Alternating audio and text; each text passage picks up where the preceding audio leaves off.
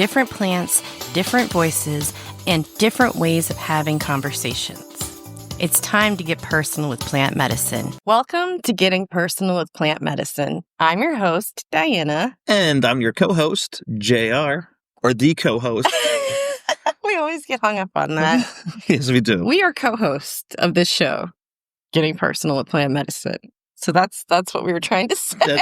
That's the point we're trying to get across. So anyway, today we're going to be talking about plant medicines that get a bad rap. Yeah, the controversial guys. Yes. And gals.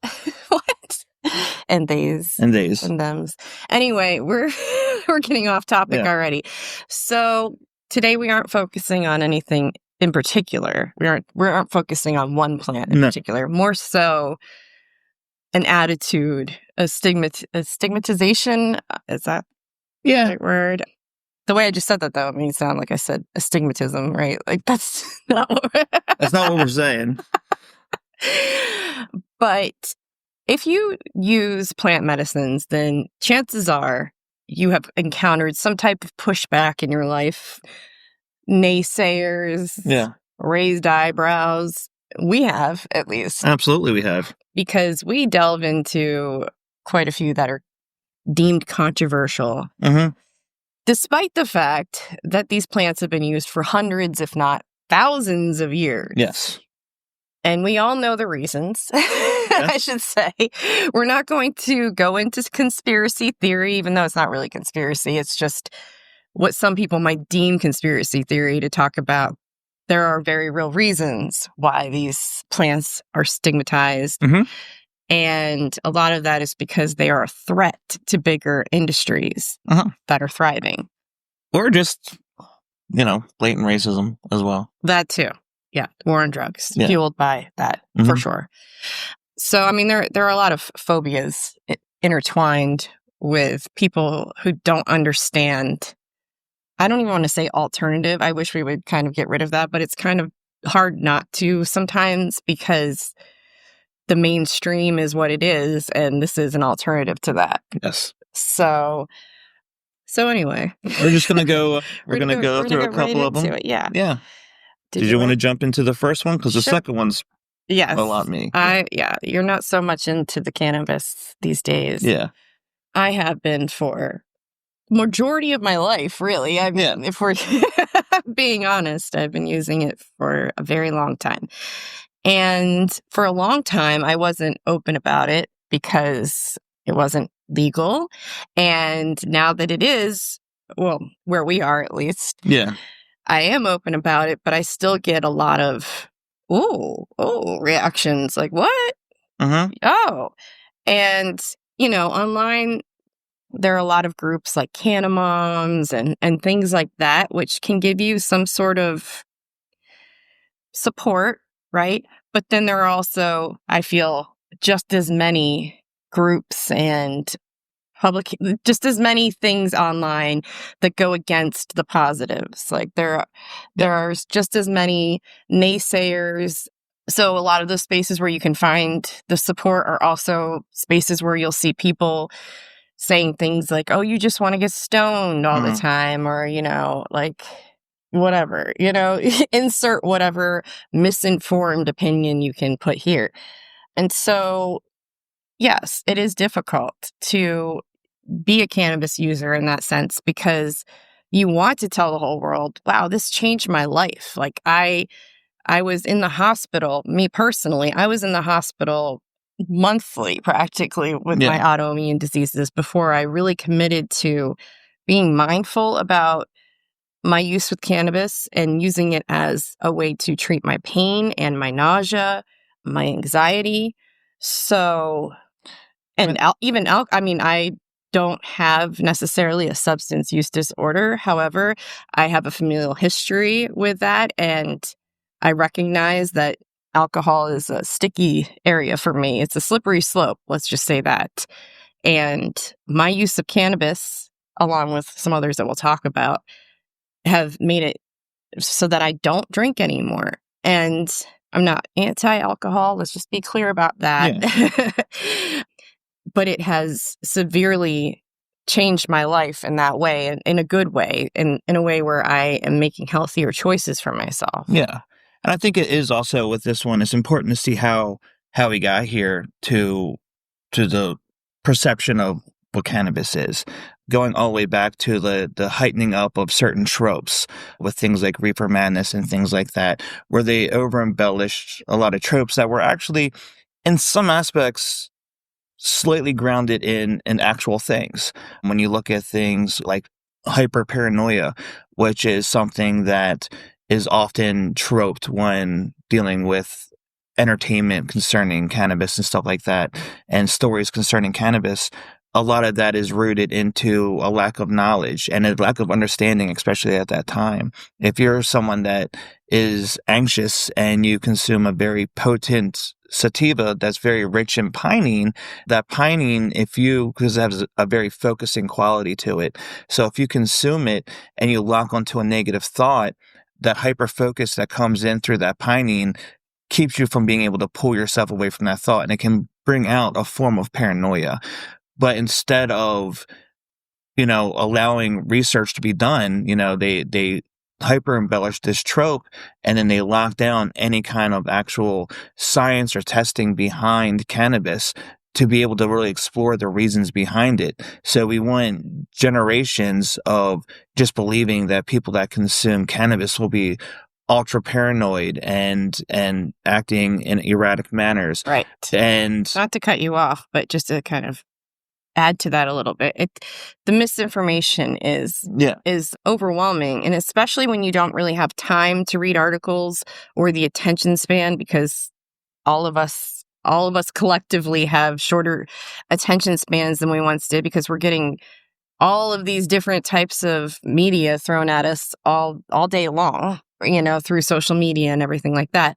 And if you see a flashy headline that's going to stoke fear, things like, oh, school children are poisoned by edibles, things like that, those types of headlines, and you don't really look into the entire case, what really happened, then you're just believing that snapshot of a headline and acting like that's an actual event that continues to happen and not just an isolated event that could have possibly happened.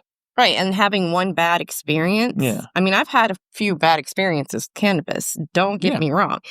But like you just said, terpenes, listening to your body, figuring out what else can work for you and how else it can work for you is a big way to get over this. I mean, I shouldn't say big way to get over this. That's a weird way to word that. But one of the steps of fighting misinformation and stigma is to look at other ways that you can try this out for yourself. Like, if you have one bad experience, think about the scenario, the setting, the dosage, the way that you consumed, what you consumed. So those are all really important factors in having more of an open mind about plant medicine. And understanding that it's not for everybody. For a lot of things that I need work with, cannabis doesn't really benefit me as much as some other things. Like, are we there yet? Like what? Like kava. Yeah, like kava. We can go into kava.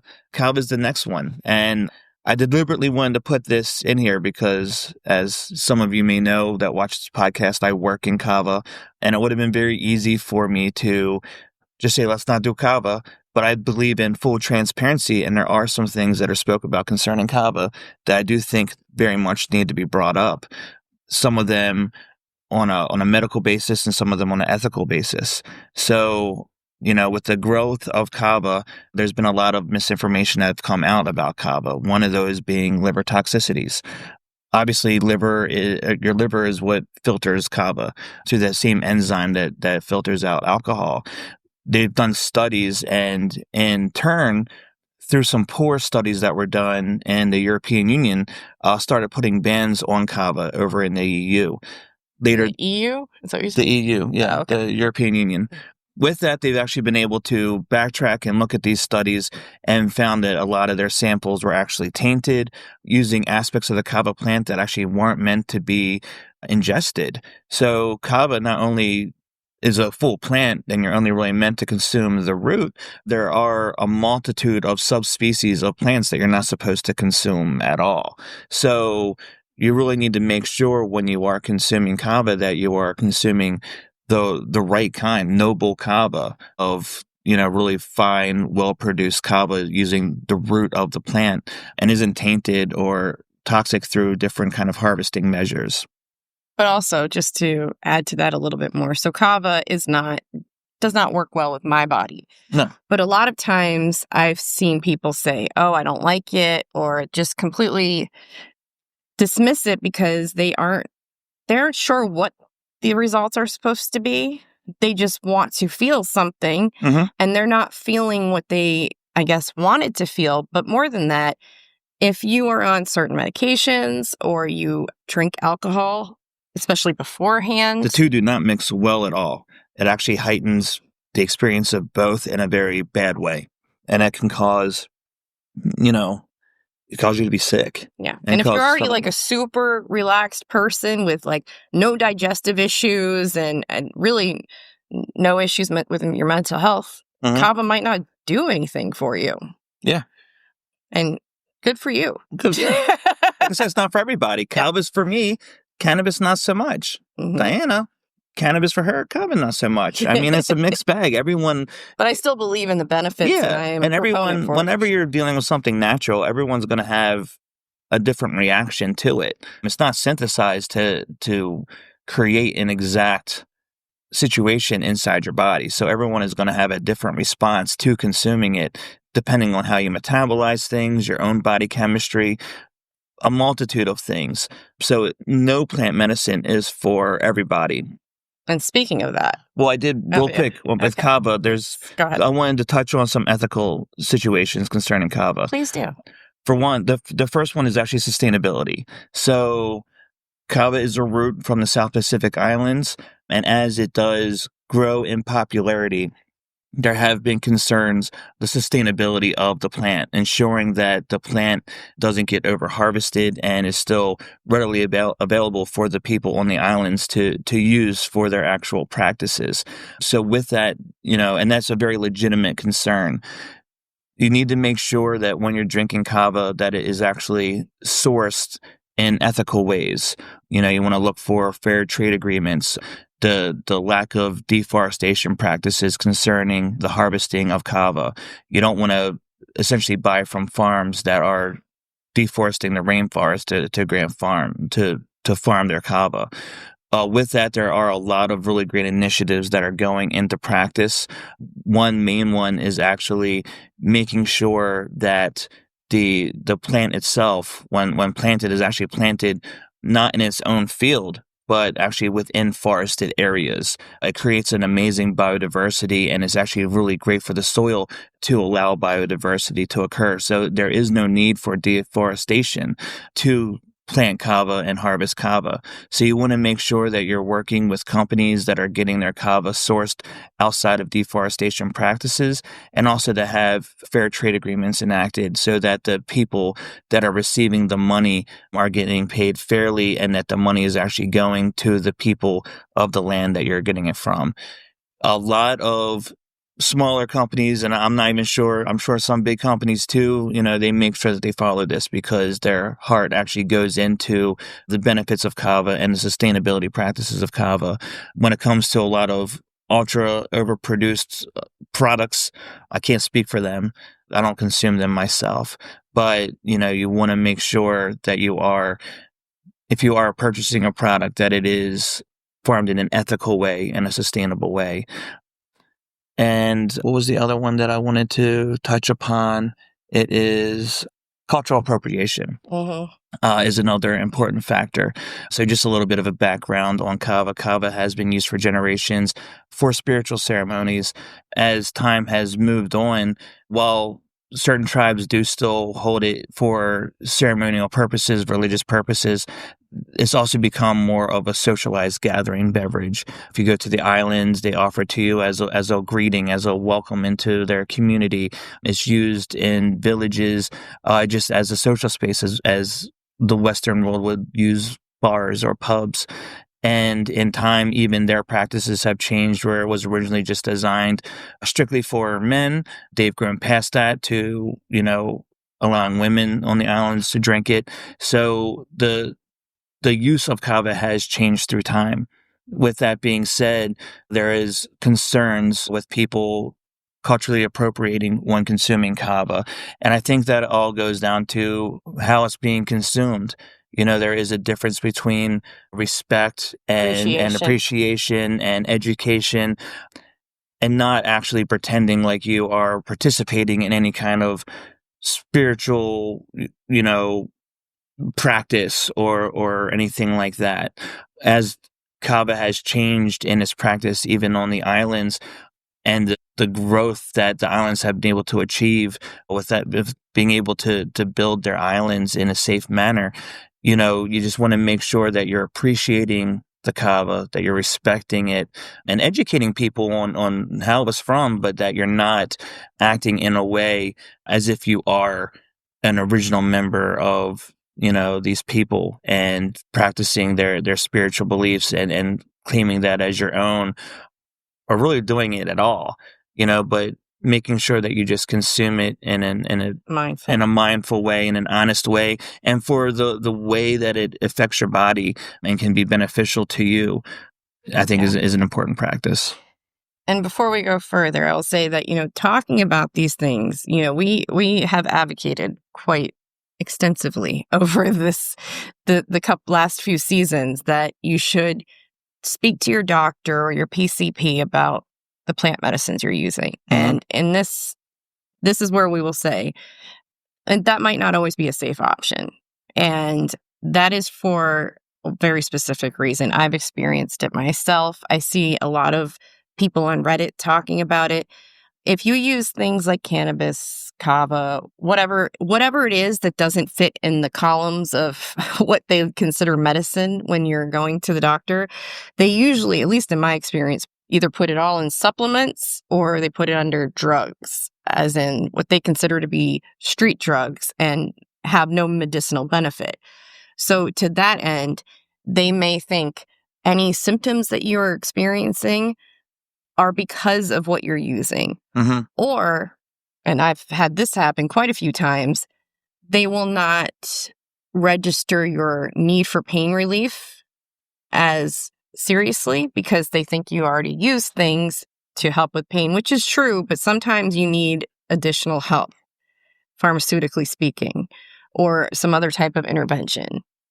And so I will say that when I say to talk to your doctor, I'm speaking of counterindications, right? If you have medications that you're concerned with that could somehow interact with plant medicine in a bad way, by all means, let your doctor know that and have a conversation. But if your doctor isn't respecting the fact that you're doing that, it can lead to some issues. Yeah.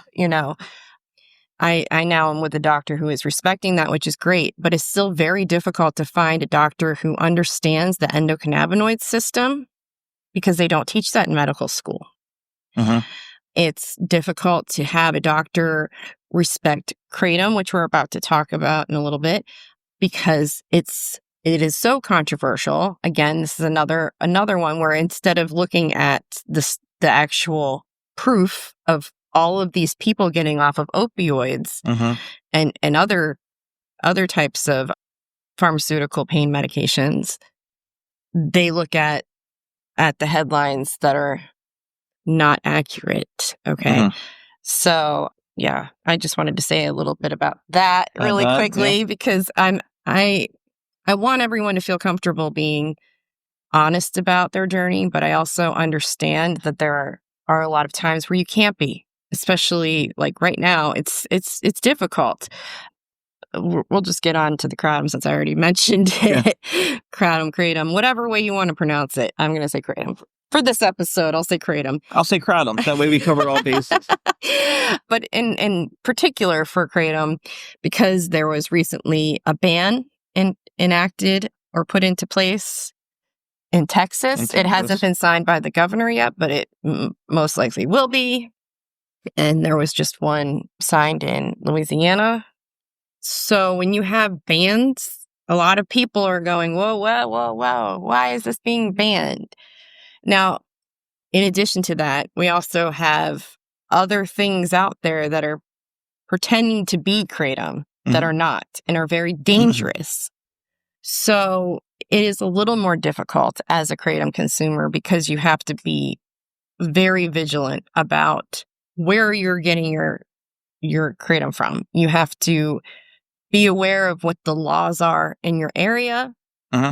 And you have to be aware of the attitudes, because even people who consume it sometimes can be a little bit hyperbolic about the potential negatives, just to be safe. I think just to cover their own, just to be safe, and because the cover up for bad actors in the scenario. You know, I firmly believe that people should have the choice of consuming what they want to consume, as long as they are educated about it and people are transparent about it.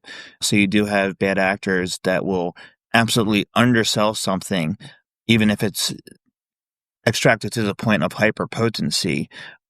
They'll undersell it to basically get customers. So a lot of times, you know, the good actors will actually oversell it in the opposite direction, you know, because they feel like a duty to make sure that they're almost like karmically making up for the bad actors in a way, and making sure that people are fully aware of everything that they're putting into their body, which is great. But also sometimes it can take something that's very beneficial and it can scare people away. You know, someone could be looking for something in a harm reduction manner and then be scared away from something like that and ultimately land on something that's going to be worse for them in the long run.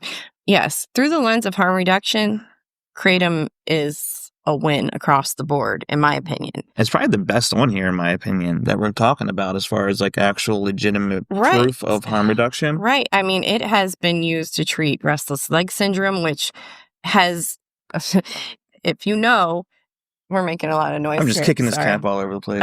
But restless leg syndrome, for example, we're just isolating this because there are a lot of medications, a lot of pharmaceuticals that are used for that. And you know, because you were prescribed a bunch of things, and it can be anywhere from opioids to other types of pharmaceuticals that cause things like just a little snapshot here, if you will. I saw on a website for restless leg syndrome that there are pharmaceuticals that cause people to engage in compulsive gambling, sexual hyperactivity, buying and eating. So, I mean, that right there will never happen with kratom, right? But I will tell you that if you don't start low and take it slow, like we always advocate for, it can be a slippery slope. If you have a substance use disorder, or you have a history, a familial history like I do, with just maybe having, you know, an issue tempering your use, you know, just trying to make sure that you don't go, oh, I'm in a lot of pain, let me just take as much as I possibly can right now. That can be detrimental. So you do want to absolutely proceed with caution when it comes to kratom. But that, I don't want that to scare anybody away, because honestly, this plant has been so life-changing for me. I can't state it enough, honestly. It has completely changed the game. I honestly think it has helped with my digestive issues as well. It helps with anxiety. For you especially, I know it helps with anxiety. And for pain relief, I have really not found anything comparable. Comparable, whatever the Yeah, and I think a lot of these, I know that we weren't going to start talking about conspiracies and stuff like that. I'm not going to go full on conspiracy with it.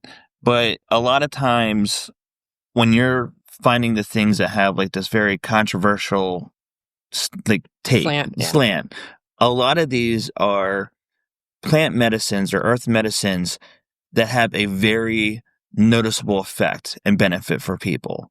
When you consume kratom, you feel the benefits. It does relieve your pain in a more Immediately, natural way almost. than anything, Mhm. in a safer way than even safer than taking acetaminophen, Mhm. or ibuprofen, Yeah, let's like, talk about that really quickly because yeah, I was taking that every day and what the damage it did on my liver and my intestine, like my, what do you call it? My GI tract, yeah, right? I mean, I had so many ulcers when I was taking ibuprofen and acetaminophen on a daily basis, yeah, and now none. I have none. yeah. So a lot of times, you can tell your doctor, "Oh, I take whatever. I don't know. I'm not even going to name one. Lemon balm. Hmm. Lemon balm is beneficial, but it's not something that's going to be a noticeable difference." Hmm. And they'll be like, "Yeah, whatever," and they'll just let you do your thing. But it seems like the moment you're taking something that's going to pull away from their practice, it's like that's when they build a scare tactic. And the biggest thing that I always think about is actually when we were seeing your GI doctor. Not we, Yeah, but well, you were I there. was there, but you were seeing your GI doctor, and he wanted you on the biologics, and you were taking CBD and kratom, and you're like, "I think I have this handled," and he blew up on you. Hmm. Was basically calling you an idiot and saying that they were going to do this endoscopy and his colonoscopy, and then after you saw how many ulcers you had, then you were going to listen to him, and you didn't have any choice. And when I went, we took you there. I'm waiting in the waiting room. After it's like an assembly line jams. He had so many that day. He was coming in talking to all the other people that were there to pick up their family member or loved one or friend. And when it came to you, like a nurse came and got me. Yeah. And was just like, there she is. And like, you were like still half out of it. And I'm like, well, where's the doctor? And he never showed up and He didn't follow up with me didn't either. follow up. We got the results in the mail, and it was like 0 ulcers. Yeah. And we never heard from this guy And again. when I tell you it was like Swiss cheese before that. Yeah. Yeah. So it's like when you actually find something, I don't want to go conspiracy because, like I said, I actually very much still respect Western medicine. But it seems like a lot of times, if you're consuming something that is actually benefiting you in a way that's going to pull away from not just their paycheck, but also their ego, Mhm. it seems like that's the plant that gets demonized the most. Oh, absolutely. I mean, look, I get it. You went through a lot of school, you know? Hmm. But to me, it's mind-boggling that you don't want to learn about things that are working for your patients. That's the part that's where I lose respect, is where if I'm telling you I don't need to take pharmaceutical pain medication, I don't need to take the biologics, and you're not saying why. Like, give me a reason why. Let me look into this. There was a doctor, I can't remember his name. He's done TED Talks, but he was a really good example. He did not give a lot of weight. He did not believe cannabis was a reasonable alternative until he had one patient come in and she had stacks of research. And she said, "You know what? I really want you to just read some of this because this has changed my life. And I don't know," like basically saying what I just said, like, I don't know why you don't want to know about what's changed my life, because she was miserable before that point, right? Like she was constantly in the office and all of this. And because she had been such an extreme change, it was something that he hadn't seen before. He was like, okay, I'll go and I'll go check this out, and now he is a proponent for cannabis, still very cautiously Hmm. so, but it's just wild to me. I mean, there are doctors out there like Dr. Grinspoon. I mean, his father even is on record telling Nixon about, he's basically what he tried to stop the war on drugs from Yeah. taking off. But his book is fascinating because he himself had dealt with addiction to pain medication, and he knows what it's like having that ego and having to be like, okay, let's take a step back. Let's see what I might be getting wrong here. It's not a moral failing or anything like that Yeah. for you not to know. In my opinion, it's a moral failing to not want to know. to just say, okay, sure, whatever. Whatever. Let me just write you another script and see you next week. That is a moral failing to me, because we need to be embracing a balance in between Western and Eastern medicine. And unfortunately, the society in which we exist right now does not do that. And so that pushes a lot of us who use plant medicine into having to figure it out on our own and craft a DIY approach to our health. Yeah. And the thing is sometimes if you don't, because of that scenario, you don't always have the education available, which can actually exacerbate the tropes, because you can often sometimes either underconsume and not feel anything and just think it's like a placebo, which can happen with kava because it does work off of reverse tolerance. The more you consume through time, the less you need.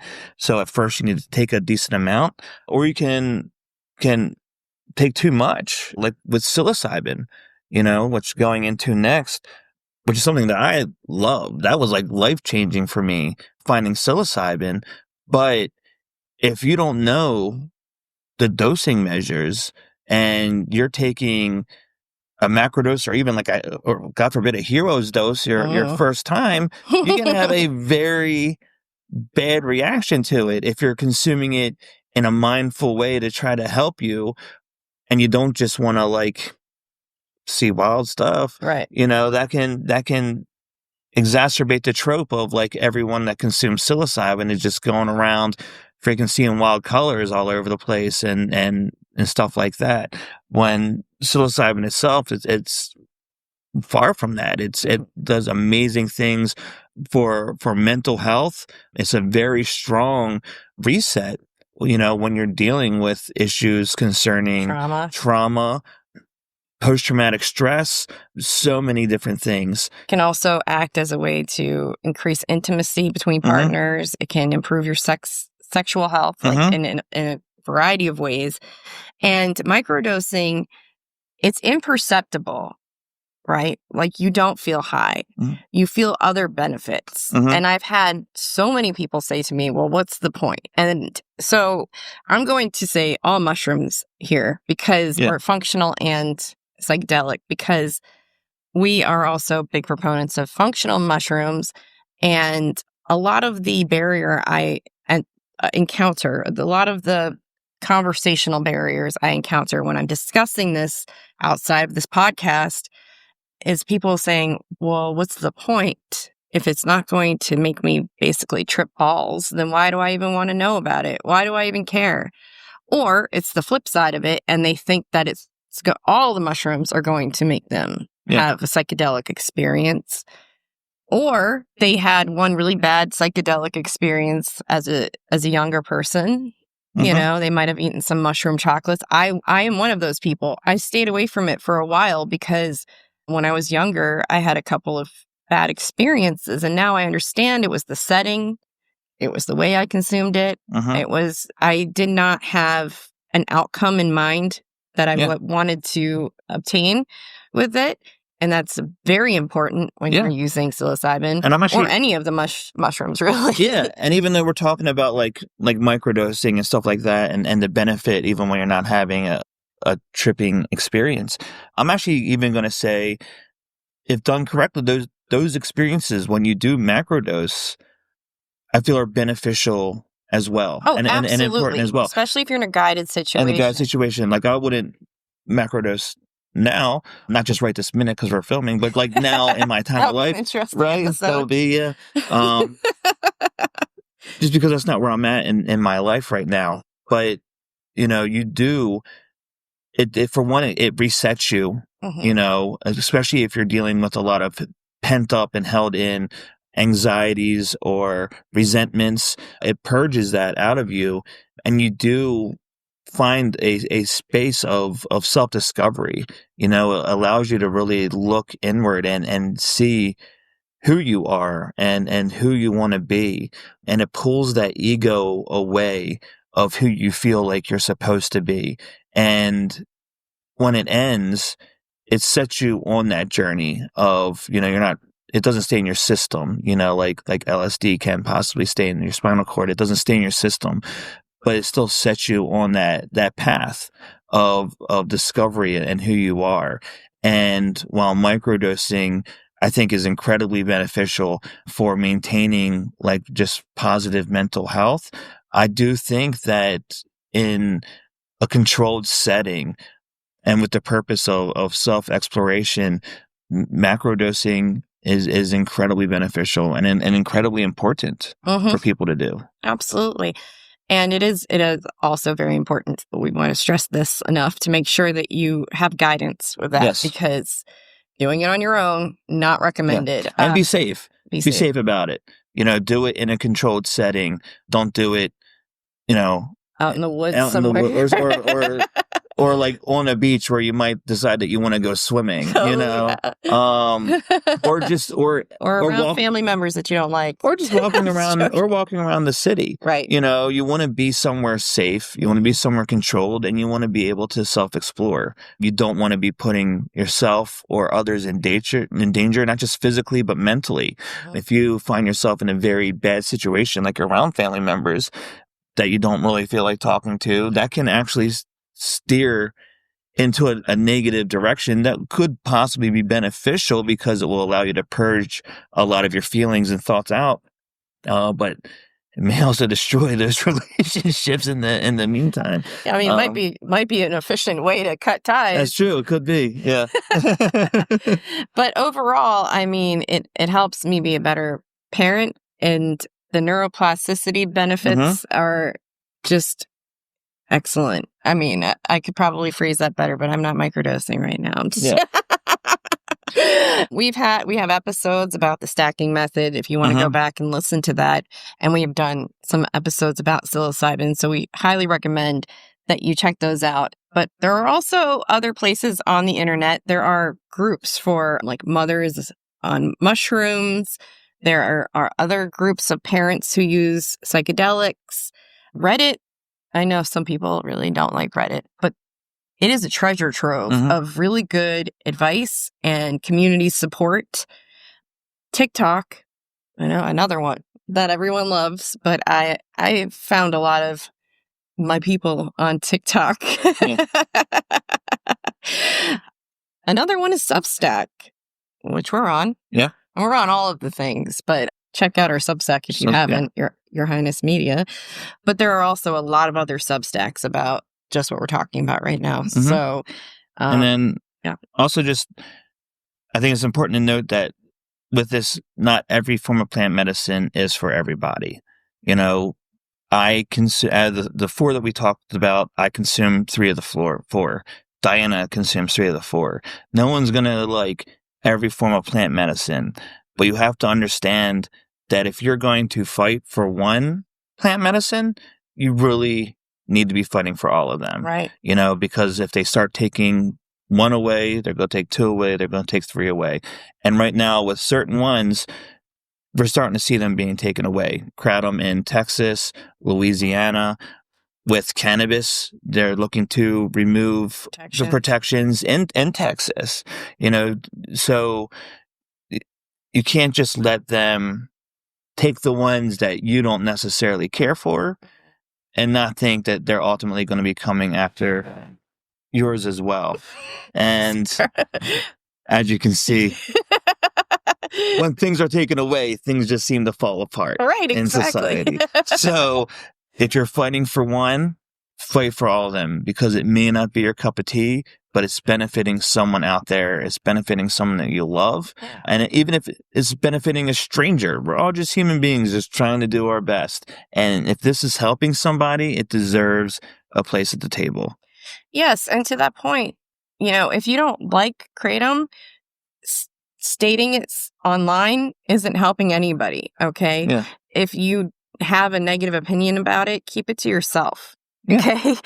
Because it just is so disingenuous, in my opinion, to say that you are a plant medicine proponent and then you publicly dismiss or even to spread more misinformation about these plants. Instead, give it a beat. Yeah. Do some research. Let people tell you why they like it, and then form an opinion. But I see a lot of people just so quickly jumping to like, oh, well, no, kratom is bad. Kratom is an opioid. Kratom is, and that's not true. Yeah. By the way. No, it's actually related to the coffee plant. Right. It's actually not an opiate. Yeah. And not everyone needs to know your personal dislikes. I dislike very strongly the fact that Panera Bread doesn't offer French fries. I don't like the fact that they give you an apple. You know, that bothers me. I'm not going to go on social media and like run a campaign against Panera Bread. You know, if something is benefiting other people and it's not benefiting you, then stay out of it. It doesn't need to affect you in any way if it's benefiting someone else. This isn't your world. Right. This is our world. Yeah. That's a good note to end it on, I think. It is, before the rest of the stuff falls apart. Right. Until next time, thanks for listening. Bye, everybody. Your Highness Media. Subscribe to our podcast. Would you subscribe to Your Highness Media? This podcast has been a product of Your Highness Media. Each episode is written, produced, and edited by Your Highness Media. Thank you for listening.